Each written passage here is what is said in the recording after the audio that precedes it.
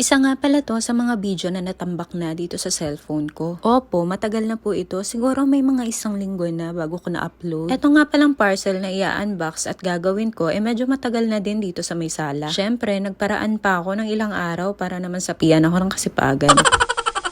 Ewan ko ba, pero meron talagang araw na tamad akong kumilos at ayaw ko talagang gumalaw.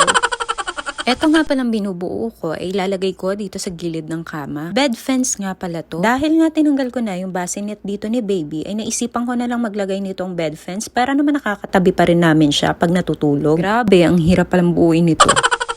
Siyempre, habang nag-unbox ako, ay nagluluto din ako dito sa labas. O, diba? Multitasking yan. Wow! Naggisa nga lang pala ako dito ng bawang, sibuyas at luya. Inuna ko na din pala tong balunan para naman mapalambutan ko na din siya. Balik nga pala tayo dito sa kwarto. As of the moment, hindi pa rin nga ako natatapos dito sa pagbubuo ko. Ay, Diyos ko, kung alam ko lang komplikado to, ay hindi ko na din to binili.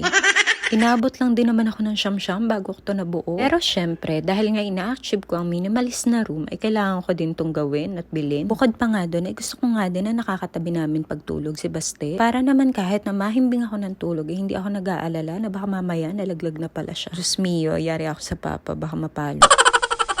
Mura ko nga lang din to nabili online. At sa mga gusto nga bumili ng ganito ay mag-comment lang para naman ma-share ko yung link dito sa comment section. Mabalik na nga pala tayo dito sa niluluto ko. Dahil nga din sa sobrang ng tagal ng pag-a-assemble ko ay lumambot na itong balunan.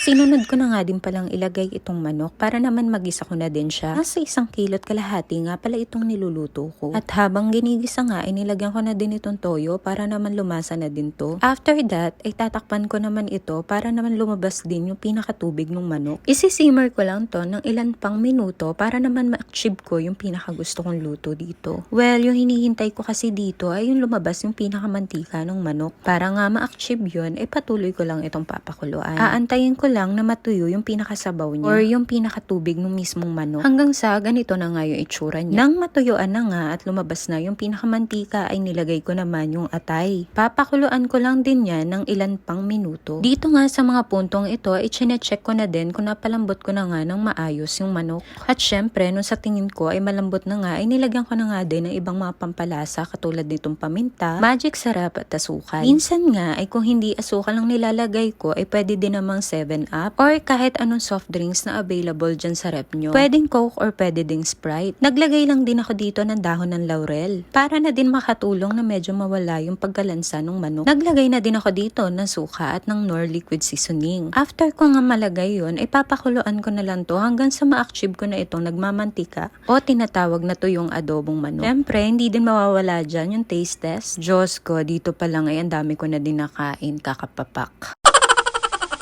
After ko nga makapagluto, ay chinek ko na din tong baby ko. O, diba? Ang bait niyan. Dumedede mag-isa. Wow! Yes po, ganyan po talaga siya. Napakabait niyang bata na yan. Hindi siya iyakin, kaya naman hindi din siya mahirap alagaan. Kanino pa ba magmamana? De sa mama. Charis lang, ayaw mag-rin ng baby ko.